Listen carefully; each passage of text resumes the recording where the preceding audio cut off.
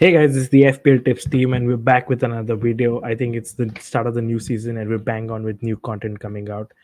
And we'll not waste time and dive into this new segment. We're trying to figure out and look at six teams which are sort of we each ended lower in the table last season, but are essential because we have cheap assets coming out of those teams. And we'll get into those stats and numbers. But first, welcome, Akhilesh. Hi, thank you for having me, and it's a great new season, and very excited for it. And let's directly start talking about what are the type of stuff we'll need to see from these six teams. I think they are Yeah, Brentford, Everton, Nottingham Forest, Fulham, Wolves, and Brighton. So these are the six teams that finished in the last from 12 to 17 last season, and these are the teams which we'll be looking at now. I've seven teams here: Everton, Nottingham, Fulham, Brentford, Wolves, Bournemouth, and Brighton also is in this one, in sort of the category because they're sort of similar fixtures. Uh, just there, but let's start and straight talk about what the fixtures are looking like and how we should approach. Because out of all of these, Everton have good fixtures, so let's pick up that team first. And when you look at that team, they have a good sort of green fixtures or blue fixtures here. And the first thing that strikes my mind is it's a dice team. You'll have to look at the defense. You have to look at certain players in that defense. And what do you think about it? Last season they were really good with defense. Especially towards the latter end, I thought they improved a lot. I think Daesh at Everton has been not like initially not the Daesh we know of the Burnley days. And he was trying to get a little more attacking and try to do things that we don't know Daesh to do before. But eventually, I think he has gone back to that because it has been working and it will work because of the type of defenders he has in Tarkowski, Brandwaite, and Pickford. I think it's perfectly set up for being a dice team, and I expect them to be a good defense too and assets to count on this season as well. And the fixtures, as you mentioned, are pretty good. Yeah, I think we can look at their defensive numbers we have in front of us. We have most of the we have like attacking stats for those different defensive players that we have. We have Tarkowski, Brathwaite, Mikalenko, and like two or three couple of players we are really concerned about and which are really popular right now. I think Mikalenko is one of them. He's pretty popular with the community. He's 4.5. People are looking at him as a rotation asset because he can get those here and there clean sheets. He was attacking. If you look at the stats, he had accumulated decent sort of XG. That's across the year, but again, you don't expect a lot from a Everton fullback in terms of attacking returns. But the clean sheets and the bonus point is where we are looking at. Tarkowski stands out obviously for attacking return, but he's kind of expensive. I think he's five, if I'm Yes, right. Tarkowski and Yeah, Branthwaite are both 5 million, and yeah, I think from an Everton point of view, they are the more attacking assets than Mikolenko because they are a set piece oriented team. But at 4.5 with the clean sheet probability and an odd attacking return because he's a fullback, Mikolenko does seem like the option to go because you're paying point 0.5 less on a team which you're going to mostly rely only on rotation. You're not going to have them like fixed in your team and rely on them week in week out. yeah. I agree, and that seems like the case for them and Everton in general. I feel like that's kind of the trend, and that will be the trend. I'm not going to rely them on them with a large sort of attacking returns or even clean sheets for that matter. I would keep my sort of basis and ceiling and expectations really low. But just to clarify, if you're given a choice, would you take a Mikalenko over the other 4.5 options available, or would you stick with him? Currently, I'm going with Mikolenko in my draft. So at the moment, I am leaning towards Mikolenko. Also because of a personal bias on Pickford doing really well for my team towards the end of last season. That's why I would like to count on an Everton asset towards in the start of this season, and also since the fixtures are pretty good and good for rotation also with your other 4.5 assets. I understand the bias there, but about Everton, do you want to add anything apart from this? Apart from Mikalenko, I don't think anything is worth targeting or looking at. Even we can quickly look at the attacking stats, but I would really, really recommend not going that side. They're not worth their attacking team. It's not. They're not an attacking team. Even with the good fixtures, I'd really be wary of them. Like nothing would appeal me honestly, even though they're cheaper. Yeah, again, like because of the assets which are there in a similar price or a little more expensive in the midfield and attack, and you're trying to bring in Mikolenko at 4.5 to enable that, and you don't need to go back and get a 5.5 Yeah. for a Dokore or a 6 for Calvert-Lewin. I don't think it's worth looking at that team as of now, at least. Yeah, I think we can skip their attacking part. Pretty much we can rely on their reference. But do you generally see clean sheets going into the fixtures? Like I see clean sheets at the end of the first 10 game week sort of slots, like Yeah, Brighton, I think from Tottenham, game week Bournemouth, 5 Villa. onwards they look much Yeah. better, but Brighton and Bournemouth doesn't look that promising. But Brighton were towards the end of last season a very like a better defense than an attack. So like we need to see what happens in under the new manager. But yeah, I don't think Yeah. it's a bang on clean sheet fixture either.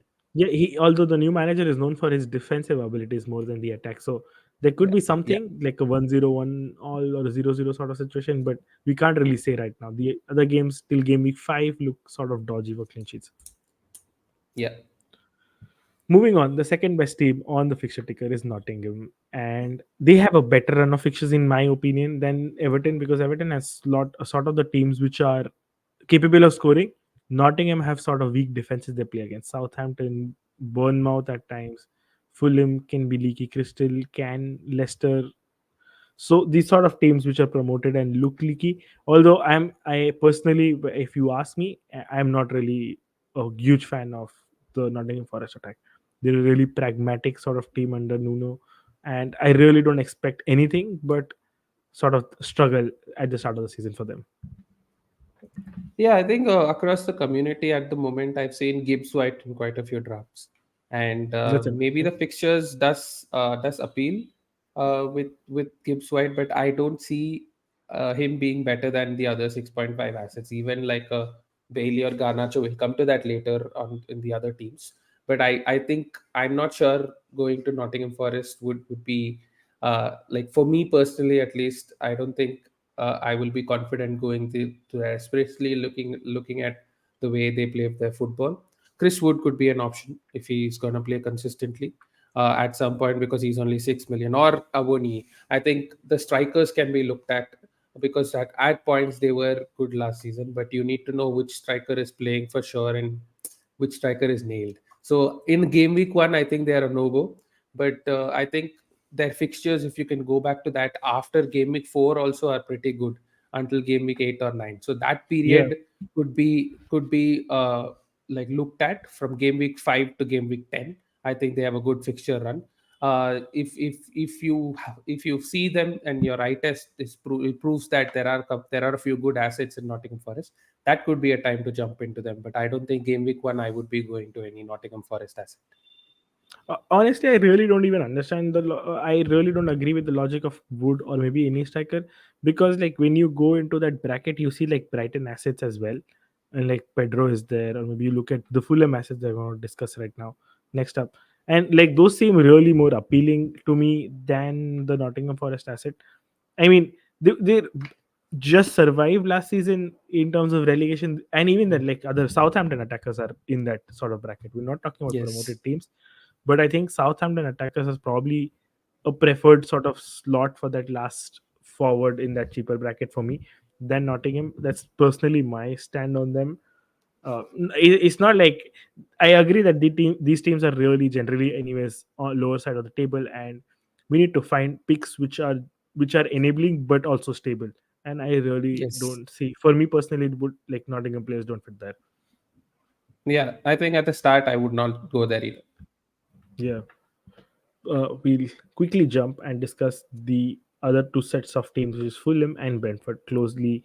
They have sort of similar fixtures. They turn around really well. Like Fulham have good start, like first six, and then from game week 6, it turns out really well for Brentford, and pretty popular. Like Brentford for Flecken, at times people, I don't think they have Reggie on this season. Is he's gone back to Tottenham. We have Flecken. We have someone like a me in Brentford. From Fulham, we have Robinson. Sort of players which are being discussed a lot in the community right now are there for their defensive sort of numbers. What do you think?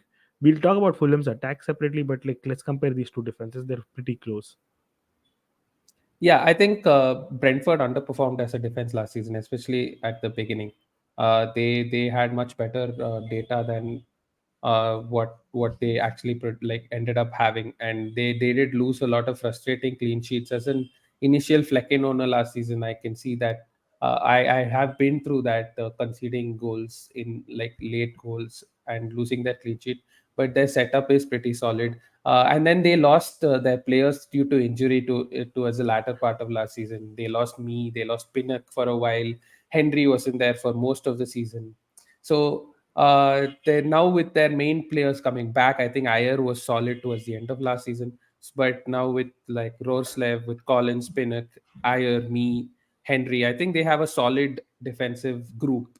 And with everyone back fit, they should be a good defense too. And initially, they play three away games at Liverpool, Man City, and Tottenham, which does not bring their defense to appeal.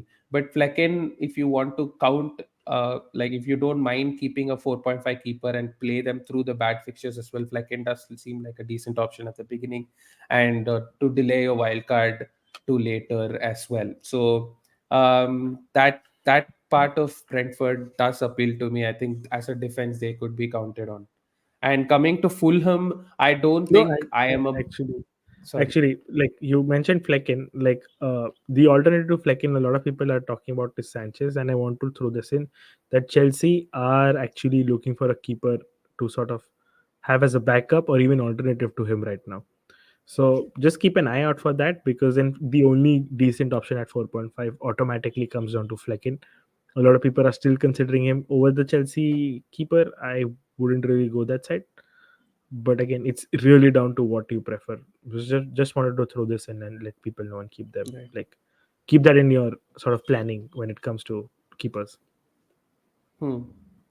Yeah, go ahead, Fulham. Moving on to Fulham, I think I'm not a big fan of Fulham as a defense. I don't think they look like a team which is that defensive. So I mean, sometimes at home they can end up keeping a clean sheet, and Leno did end up as a big surprise of last season. He punched about his weight and got more points than expected, but now he's at 5 million, so he's a no go.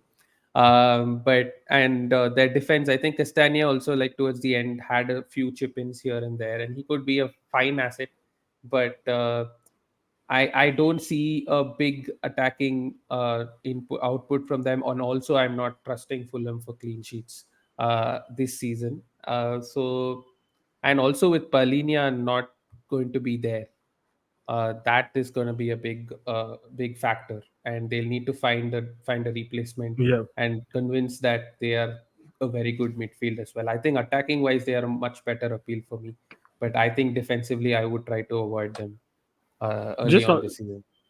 and like specifically about Robinson, I was going through data and realized that he got like about 9 sort of returns, and out of them 6 were clean sheet, 3 were assists, no goal involvements.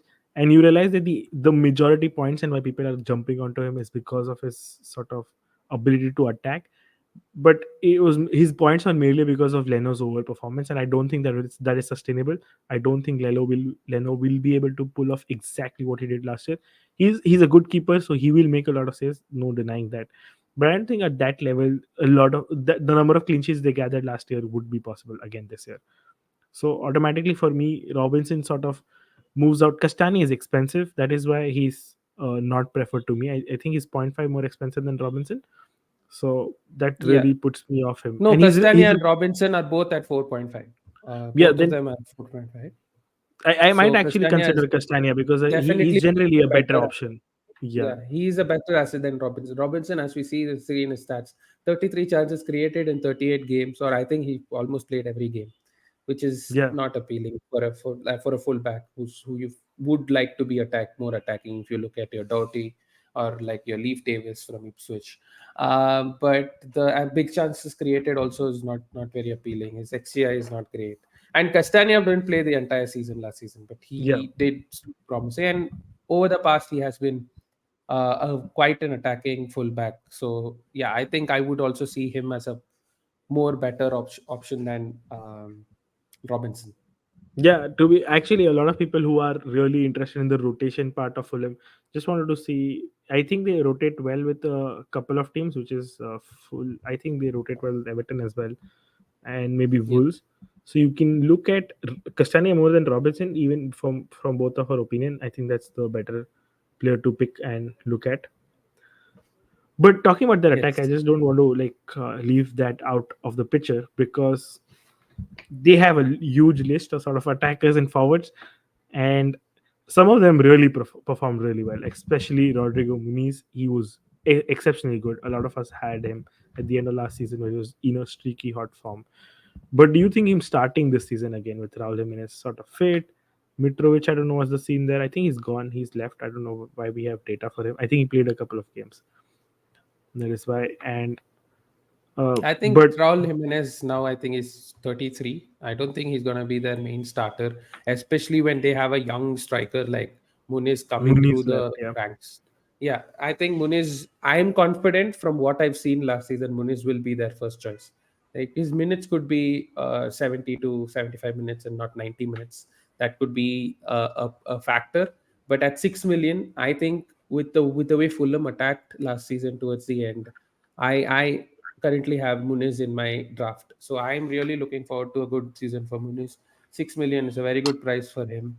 And to the latter part of the season, I think he had 9 XGI in like 17, 18 games. That's one return in every 2 games for a 6 million is pretty good. And he also slightly overperformed that. So you're getting more than one return per 2 games. So with Rodrigo Muniz, you do have a good option to count upon, and especially when they play at home, they were a much better attacking team uh, last season, and they are capable of scoring some 3 or 4 goals every now and then as well. And if you're looking at the fixtures with Leicester at home, West Ham at home, even Newcastle at home with their defense Ipswich fallout, is I there as think well. Nottingham, like yes, all of those Ipswich. games are really good actually. Yeah, they are good games. They are good games for Muniz to attack. So I think I will be going ahead with Rodrigo Muniz at the moment. I do have him in my draft. That's actually not a bad thought. I haven't thought of having Muniz in my team. It's sort of I was pretty cluttered already by Watkins, Isaac, and Haaland, but it's actually not a bad option to keep at your disposal, especially if you want to like double it down on Salah and Haaland. So you need someone cheap in attack, and I think he can be one of them. Yes, But yes, yes. you want to talk about Brentford defense, the Brentford attack as well. I have like the three main sort of guys there: Buemo, Visa, and Tony. You I specifically think mentioned that you're really interested in some of these. yeah, I like the Brentford assets. They are very reliable. All the three of them. I think when you have good fixtures to and you can count on them. Tony towards the latter part of the last season when he came was not great, but I expect Tony to have a much better season this time.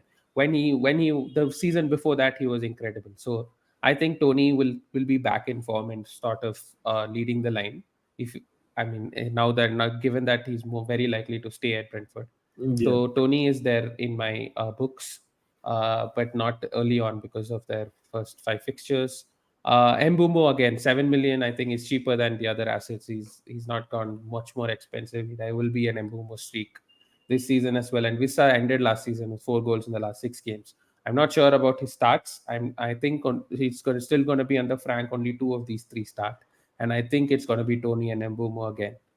But if Vissa does get a spell as a start, and he's also a 6 million striker, there are quite a few good options at 5.5 and 6 million, which we are coming across these 12 like let's say bottom half teams, and Vissa could be one if he does get a run in the team.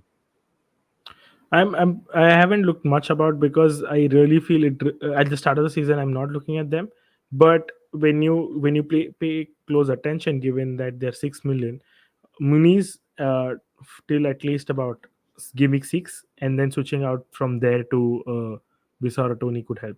Again, how much Tony is for? You mentioned. 7.5. Yeah. Oh, then that's He's an with upgrade. Mateta and the Yeah, the other others. guys. Yeah, then that would be an upgrade. But that's sort of something you can look at. I feel in the Yeah. season. I'm really not interested at this point because I just want to see how they play out. They're really a team. They're generally a team which is dependable. I also agree. Brentford are the dependable, sort of in the middle half of the table. Yeah, But another team I'd look at from game week 6. I think first 5 game weeks I would avoid their attack. Game week 6 is when I'd yeah, probably look at Brentford with a good line of fixtures. and the last two sort of. again in the lot with comparison to Brighton obviously with for the fixtures is Wolves and Bournemouth. They have tough fixtures overall. I'm particularly not considering, a lot of people are going towards Ant Nouri for like their 4.5 guy, but when you look at the fixtures, they've got Arsenal, Chelsea, Newcastle, Villa, Liverpool, Brentford, Man City. I don't think any of these are clean sheets. Like 8 out of the 10 are not clean sheets. Even Crystal can score. So I don't see any sort of clean sheet potential for Wolves. And the attackers, again, these are big teams like Arsenal, Chelsea, Newcastle, Villa, Liverpool are defensively stable. City, I don't have to say Brentford. So I'm particularly like staying. It's a very evident avoid for me for Wolves. What do you think? Yeah, I tend to agree with you. And the decent fixtures like Brentford and Brighton are also away from home, and also Yeah. Nottingham Forest. So you So you can't like go and say a guarantee clean sheet for your right Nuri. And yeah, I think first 10 fixtures are all pretty tricky. I don't think them they are gonna keep many clean sheets. They might surprise us, but at this moment, I don't see an appeal at Wolves as yet. yeah, I don't. But Even defensively, they were not like exceptionally great last season. They used to be like good under Nuno, but now they're not that sort of uh, as a crazy defense where you can depend on them. So I'm like okay to let go of them as an asset. just like touching upon their attack because they were reliable assets with Huang and Cunha. They Yeah, are sort of, I think, priced a little more than they should be. Maybe Huang is rightly priced. Cunha 6.5. He's zero point 0.5 more than Visa and Muniz and Chris Wood. 1 million more than Joao Pedro, Adam Armstrong. So when you're looking at an enabler, you sort of save that zero point 0.5 million. And especially with the fixtures, I mean, there could be still goals that Wolves will score, and Cunha could be involved in them.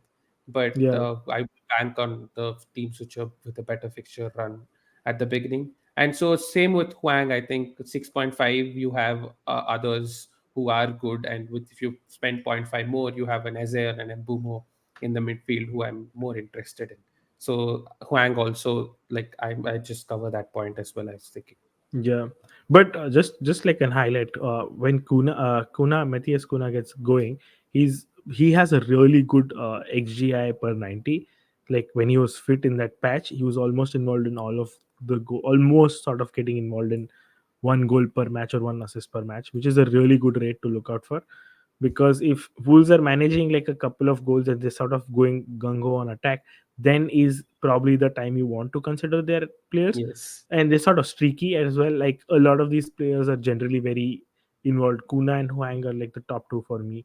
But you can think of them only when they're going like all out attack. If they're sort of middling, because last at the start of the last season they were like very adjustive and middling. I didn't like that start, so that's something I'm waiting out Yeah. for as well. Yeah. And lastly, Um. we have Bournemouth. Four, three good fixtures to start with. Maybe Nottingham, Newcastle, Everton, but then it's a sea of mixed red and blue. I don't think there's a defensive chance there. I don't think clean sheets with Newcastle, Chelsea, Liverpool, Arsenal, Southampton, Aston Villa, and Man City. What do you think about them? Yeah. I am. I mean, the goalkeeper question is also gone. Maybe Bournemouth is the other 4.5 goalkeeper team, but Neto was dropped towards the end of last season. So Yeah, and Travers is there like started, and now you don't know who's going to start. So goalkeeper seems doubtful for them as well, unless we have a clear opinion about them.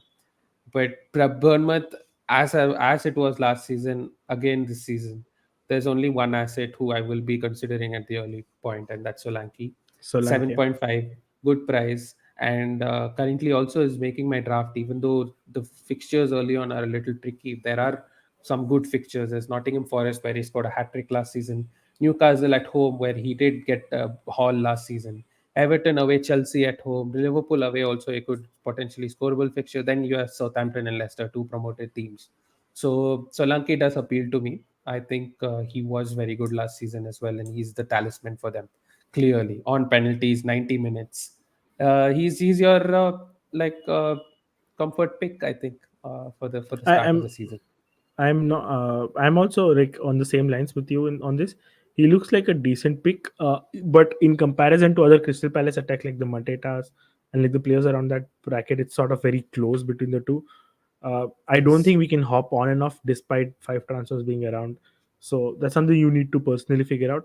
But I wouldn't give him the second spot. It's for me, it's either a 6 million striker or then Solanke. I wouldn't really waste two sort of spots to non like talismanic strikers. I know he's talismanic for like non big team strikers. So that's where my fair, thought fair. process is right now. Yeah, and also after like game week 8, 9, 10, he has bad fixtures. So that time Yeah. you'll want to remove him out of But your that's sort of a team. long shot. I can always like switch him up with other strikers coming Yes, in, yes, and we can it figure is that out. definitely. Yeah. Yeah. But that's about it with these six teams. Brighton, we've just there for comparison, and we will put them into a sort of next slot that we have the middling teams, which is ranked 8 to 14 last season or something around that those lines. But we that brings us to the end of this one. We just did want to do a quick overview of the teams that people are looking into and trying to get players from, so that they have an idea what could be the case for a scenario for them, and what other options you should, or like thought process you should consider for picking these players. Any last second or last minute takeaways you want to Yeah, put in? I think there are quite interesting options over here, and then we can also do sort of a comparison of uh, assets of the same price, either in the forward or the midfield, Yeah, so that we can then have another angle, another view of how these assets are shaping through. So that's something we can do in a future pod as well. But currently, we are trying to push through the teams and the discussions, and we will be coming back soon next week with another pod with mostly the other middle table teams. Yeah, we did 12 to 17, we'll probably do 7 to 12 or something, or the other teams other than the top 6, the traditional top 6, to discuss for the next pod. So yeah, good to get back soon this year, and I think we can sort of keep chatting more, and I'm excited for the season. we'll see you guys in the next video. In that case, keep commenting. Make sure you hit the like button. And if you're new to the channel, consider subscribing to the channel, guys. This is the Yes, please expletive guys. team signing off. Cheers. Cheers.